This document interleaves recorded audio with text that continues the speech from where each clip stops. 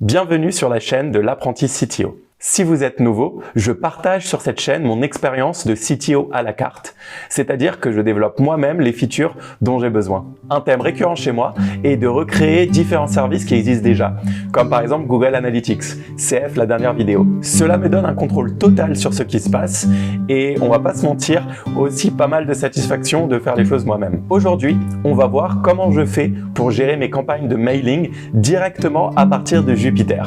C'est parti!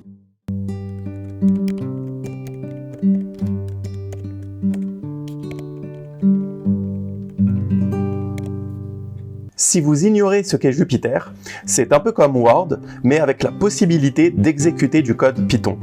On accède depuis le navigateur au notebook, des documents qui peuvent contenir du code, du texte et des images. C'est l'outil préféré des data scientists, car il est vraiment super pour l'analyse de données et la rédaction de rapports interactifs. Mais on peut aussi en faire un usage tout à fait différent. Moi, j'ai l'habitude de me créer des mini-applications codées en Python. Le code Python permet de programmer la logique de l'application et Jupyter fournit en quelque sorte l'interface utilisateur qui fait tourner cette application. Je me suis donc concocté un petit outil qui me permet de faire des campagnes de mailing simples, ce qui m'évite de passer par un service annexe comme MailChimp qui va tôt ou tard me demander de payer. Voici comment je m'y prends. Pour pouvoir faire du mailing, il faut d'abord s'assurer d'être capable d'envoyer un email via Python. C'est la première phase, la Proof of Concept. Elle est très importante car elle valide qu'on pourra faire une application générale. Comme disait mon prof de maths au lycée, qui peut le plus, peut le moins. Moi, j'utilise Django qui est déjà configuré pour utiliser le serveur mail de mon site comprendrepython.fr. Donc, il me suffit d'importer la fonction sendMail de Django.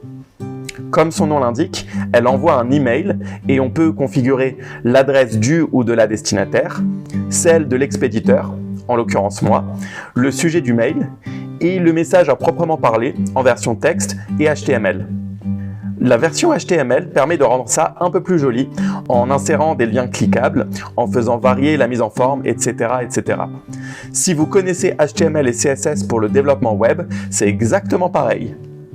Après un petit test pour valider la Proof of Concept, c'est bon. La fonction sendMail marche correctement, elle arrive à envoyer un mail à quelqu'un. Je peux donc passer à l'étape suivante, qui est de généraliser ce bout de code à une vraie campagne de mailing. Pour cela, il faut se demander comment passer d'un email unique à une campagne de mailing.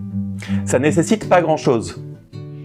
Une campagne de mailing, c'est simplement envoyer un message personnalisé à différentes personnes. Par exemple, on peut vouloir dire « Bonjour Alice » ou « Bonjour Raphaël » suivant le destinataire. Pour faire ça, on va donc stocker dans un tableau les adresses mail et les noms. Moi, j'utilise Pandas. Vous devriez avoir l'habitude si vous avez regardé les autres vidéos de la chaîne. Pour chaque ligne du tableau, on donne les valeurs qui vont bien à la fonction sendMail qu'on a déjà vue, et voilà. Ok, tout ça c'est sympa, mais l'interface utilisateur pourrait être un peu plus intuitive. Je préfère taper du Markdown, c'est bien plus pratique et ça se convertit facilement en HTML. En utilisant les IP widgets de Jupyter, je me suis donc mis en place cette petite interface où, en même temps que je tape, j'obtiens une prévisualisation en direct du contenu HTML qui sera envoyé. Je peux même sélectionner un destinataire pour vérifier le message qu'il recevra. Quand tout est prêt, il me suffit alors de cliquer sur le bouton « Envoyer à tous » pour que le mailing s'opère. Et voilà, j'espère que cette démonstration vous montre comment partir d'un besoin qu'on a pour ensuite concevoir et implémenter une solution. Bien entendu, ce que je vous ai montré est très basique, mais on pourrait aller encore plus loin. Par exemple, on pourrait garder une trace de tous les mails, de toutes les campagnes qu'on a envoyées et de leurs destinataires. À votre avis, comment on pourrait faire ça? N'hésitez pas à partager vos idées en commentaire. On pourrait aussi chercher à savoir qui a vu le mail, qui a cliqué sur les liens, ou avoir une liste de messages types pour aller plus rapidement dans l'écriture des mails. Bref, comme toujours en programmation, la seule limite est ce qu'on est capable de programmer. Et si vous avez aimé cette vidéo, n'oubliez pas de la liker, de vous abonner et de la partager. À la prochaine!